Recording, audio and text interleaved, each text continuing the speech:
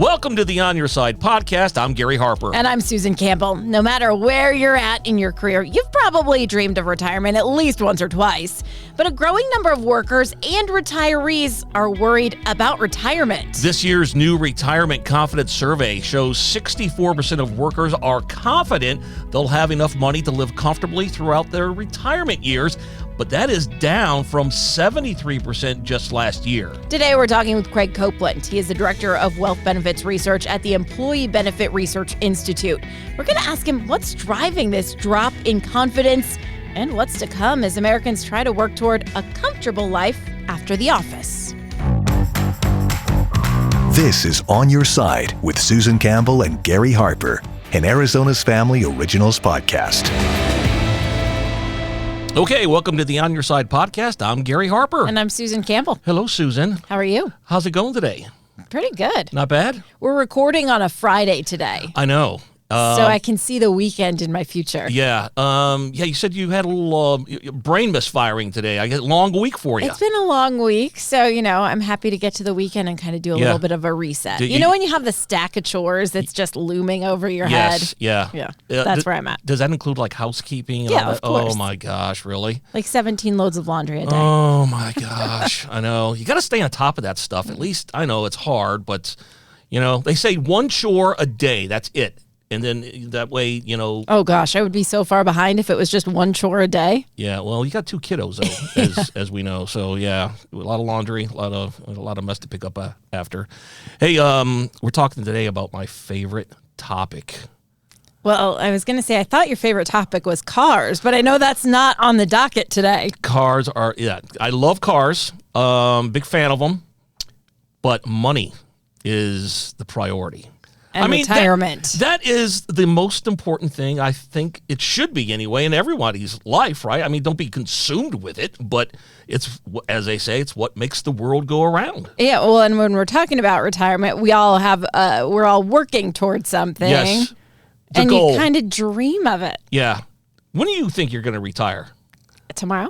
Well, No, I don't little know. did we know her nest egg was... I think I have a ways to go. Okay. But I do hope that I had a very good example from my parents. Mm-hmm. My dad retired when he was 60. Okay. And that is a huge goal of mine. I would love to be able to retire early like he did and, enjoy stuff while you're still young and can enjoy what you've worked really hard for. Absolutely. And not to be a downer, but I know of so many people who have worked, and then wanting to get enough for retirement, and then unfortunately they don't last very long. I mean, it's terrible to talk about. That's not what I want to see. Okay, I don't want to be a Debbie Downer. Okay, but, let's bring it back up. Bring it back up. All right, yeah, let's go positive. Let's talk to Craig Copeland. He's the Director of Wealth Benefits Research at the Employee Benefit Research Institute. Wow, that's a mouthful, Craig. How are you today?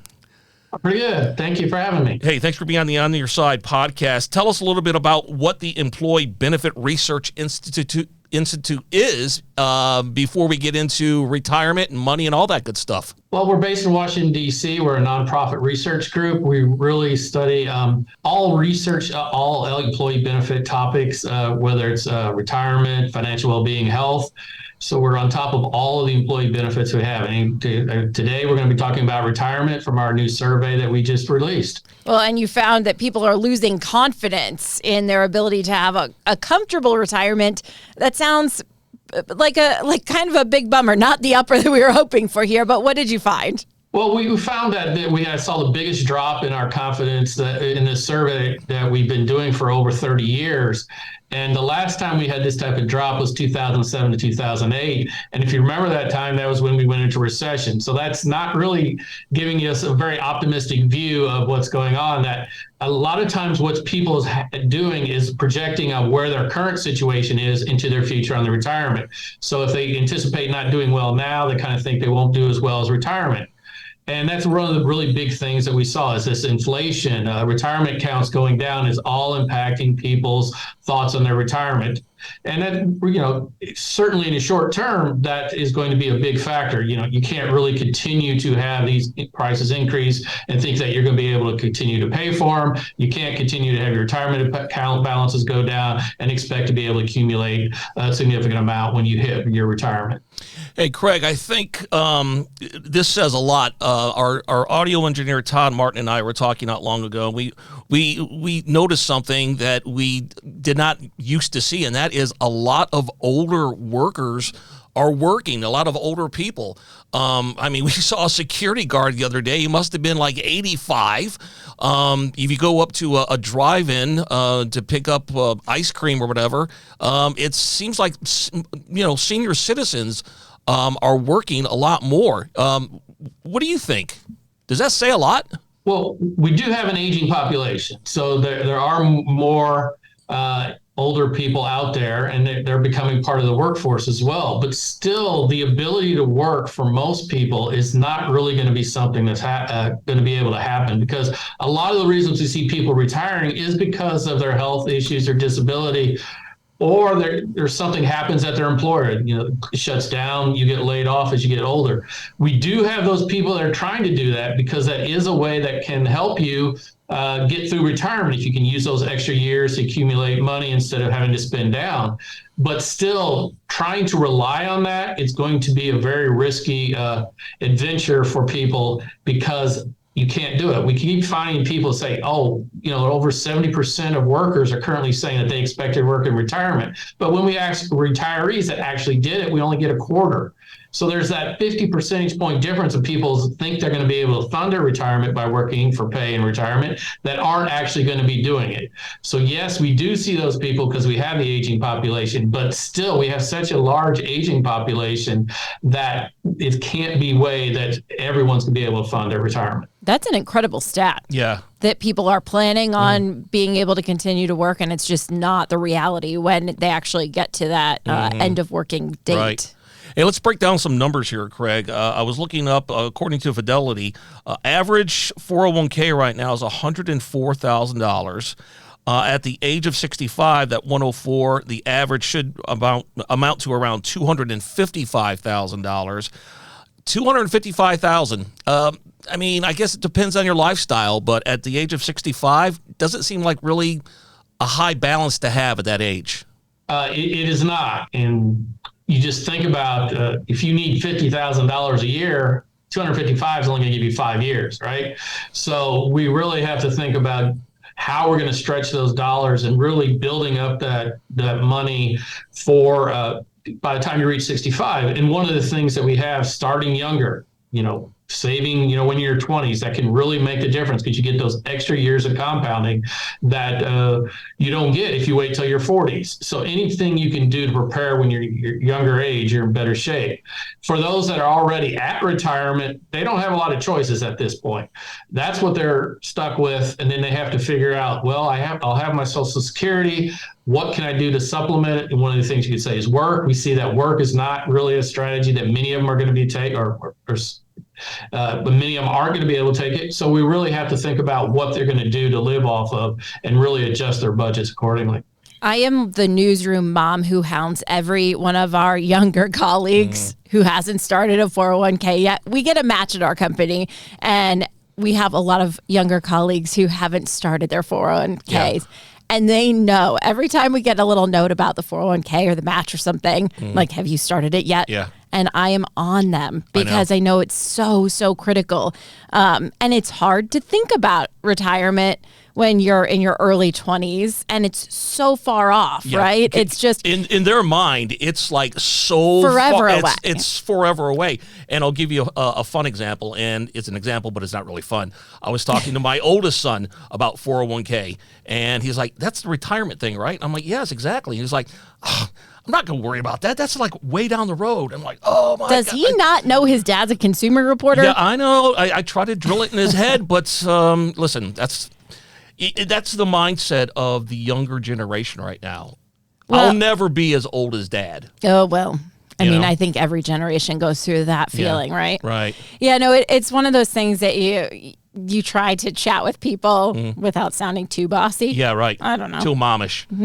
I'm a mom. I'll take it. Hey, Craig, what are some of the better benefits that you're seeing employers are offering out there? I mean, we'll start with the 401k, and again, some of the younger generation not really wanting to contribute to that.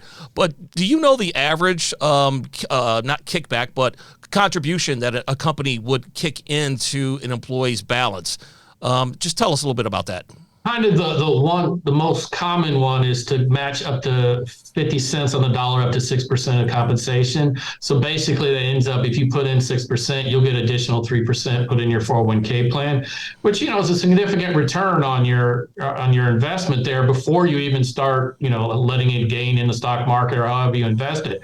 So one of the things you really want to do is at least hit the match, the maximum that's matched, because otherwise you're leaving free money on the table. So you really want to do that. And from there, then you can start thinking about, well, maybe each year when I get a salary increase, I can increase what I save a little bit more. That way I get that savings initiative and keep going each year as I increase my salary and keep going.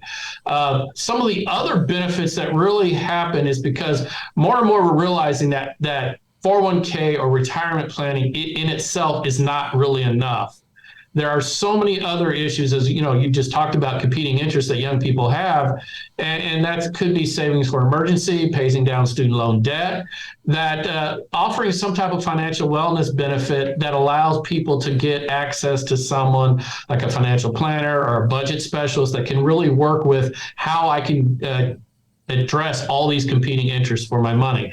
That maybe I need to max out my 401k to the match, and then I need to start paying down my debt. Then I need to start saving for emergency. If I want to own a home, I need to start putting down for a down payment. And trying to work all that out is really kind of where the employee, particularly large employers, are going, is really finding out how you can spend your entire budget and really help people understand those competing interests. Hey, Craig, I'm not really good with numbers, but if we could just back up just a little bit, and you were giving the what companies normally match. So just for our listeners, if they have like $1,000, what does that equate to with the employee match? How much extra do they have on top of that $3,000? I'm sorry, that $1,000. Well, if they put in if that's your compensation, if they get a 50% match, then they would get $500. Wow. I mean, that's in. Yeah. Well, I mean, I think $1,000 isn't, that's not what people would typically be contributing to a 401k. I'm also doing round numbers here because we don't have calculators in front of us. Is that why you were raising I was going to go to $10,000, but then you would have said, that's too much for some people to put in. So I went with the lower number, $1,000. How much does Gary make? I know. I'm like thinking, I'm thinking per paycheck, and I'm like, wow, gosh, I think there's a cap on this. I think he's talking on an annual basis. Makes sense. Craig, so thank you. 30%. All right, I got it. 30,000, 5% is 1,500. So yes. I mean that really is a doable number on an annual basis, and hopefully people would be doing more because a lot of people, professionals suggest 10 to 15%. So if you're making 30,000, without a calculator, it's easy to do. That's 3,000 for the year.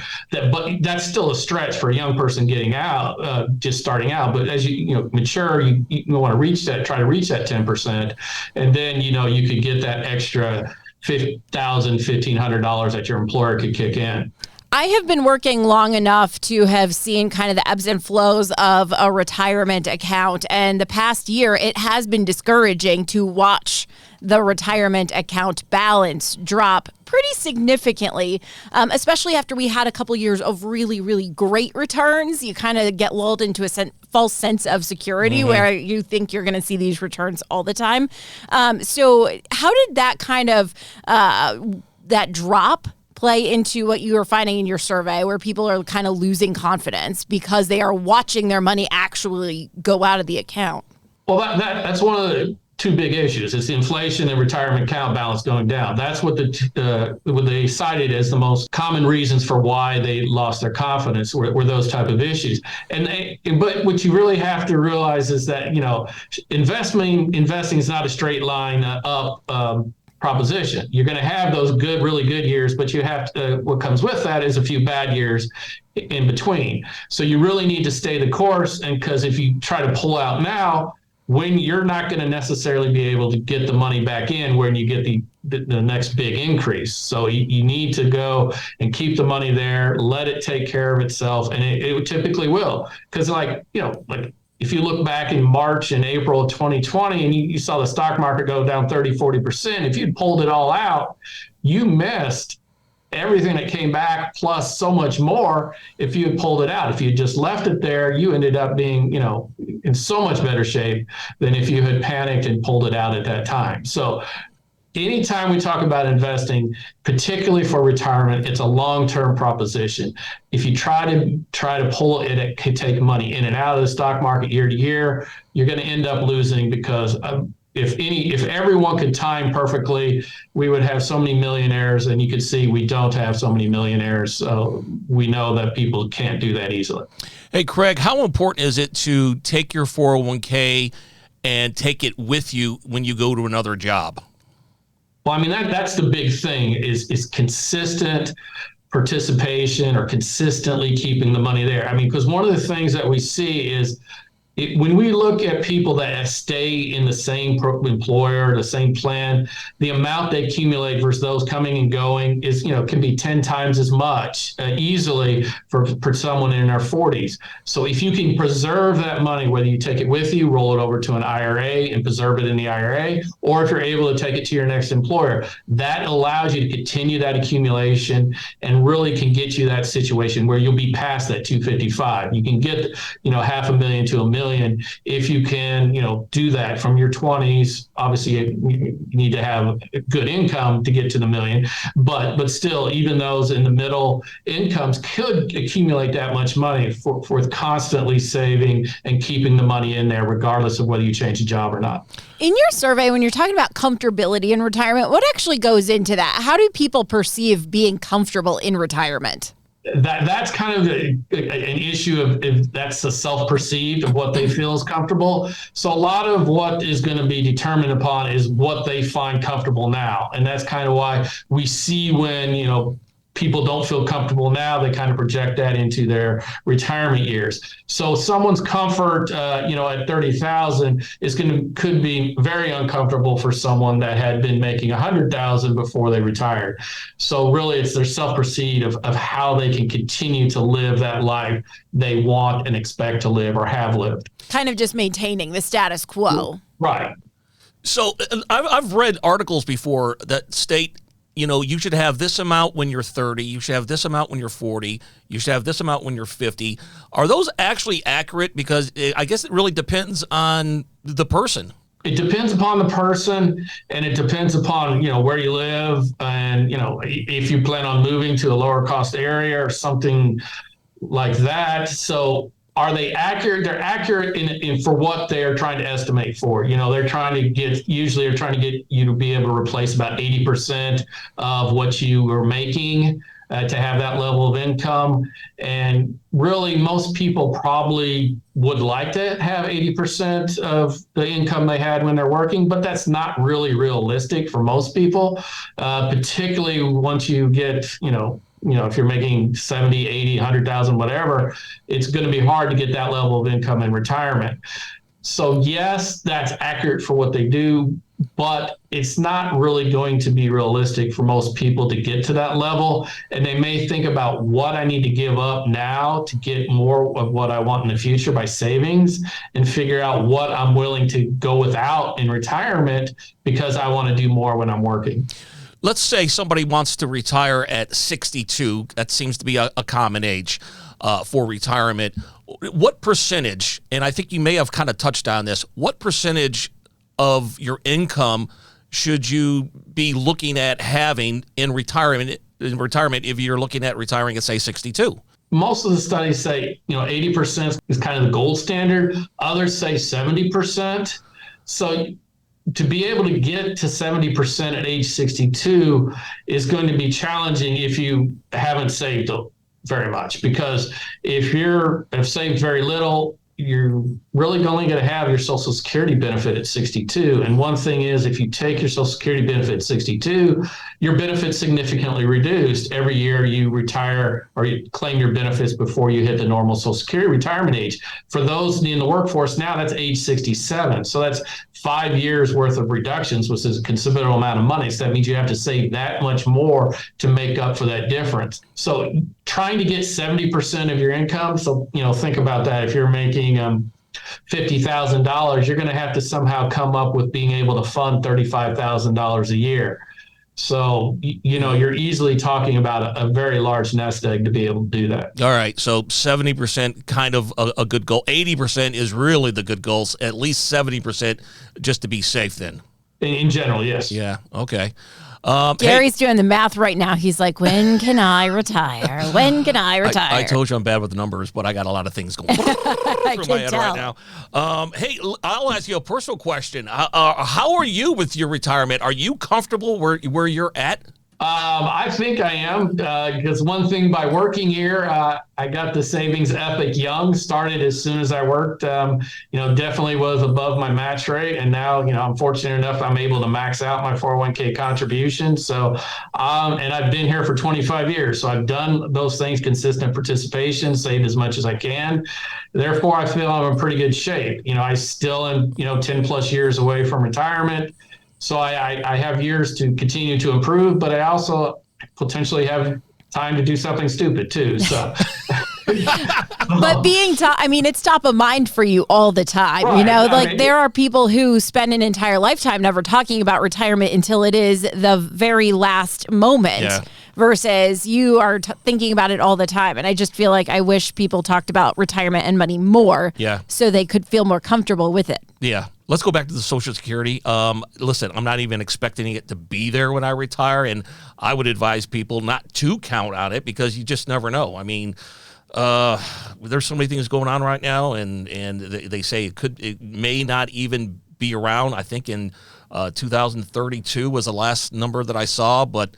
Well, that was part of you measured people's confidence in Medicare and Social Security too. Right. Yeah. One thing I want to say is I don't think there'll be any way that Social Security is going to go away totally. Do we expect the benefits to be able to be what they are currently? No. So I agree that we should be counting on Social Security being less than what it has been for retirees.